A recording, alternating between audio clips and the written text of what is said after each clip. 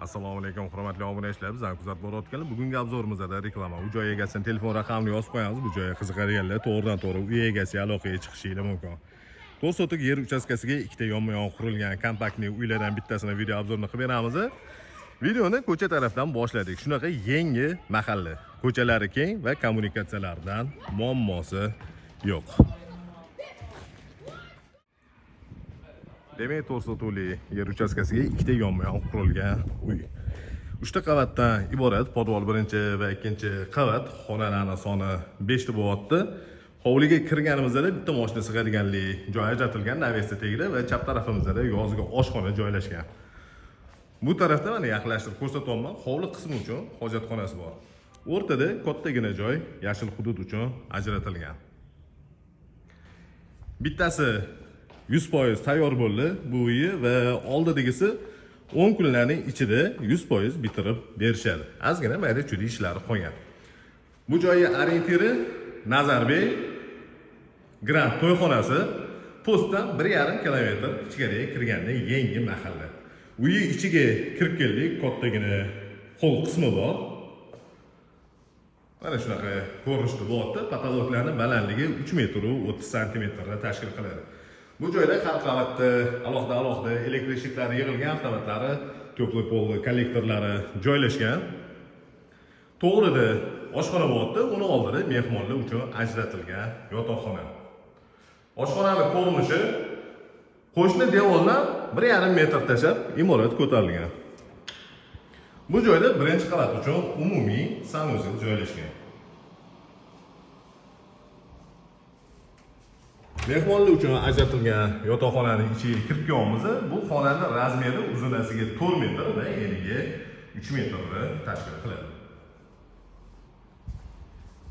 Demak, birinchi qavatda hol bo'ldi, katta hol, oshxona, mehmonlar uchun ajratilgan yotoqxona va birinchi qavat uchun umumiy sanuzel.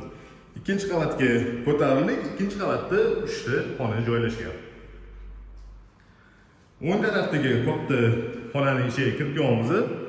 Bu xonani ikkinchi qavat uchun zal sifatida foydalansanglar bo'ladi. Razmeri uzunasiga 6 metr va eniga 5 metr. 30 kvadratni o'z ichiga olgan kattagina xona. Ikkinchi qavat uchun umumiy sanuzel ko'rinishi.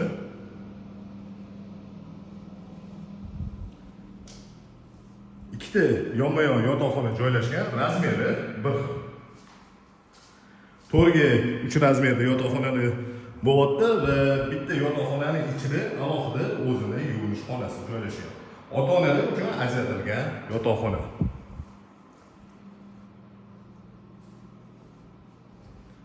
Bolalar uchun ajratilgan yotoqxonaning razmeri ham hozirgi ko'rsatgan xonamizdan 1 xil.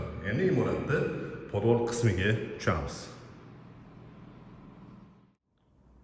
Podvalda yaxlit bitta xona joylashgan, mana ko'rsatayotgan joyimizni ikkita vechkadan tashqari alohidagina fortichkasi ham bor.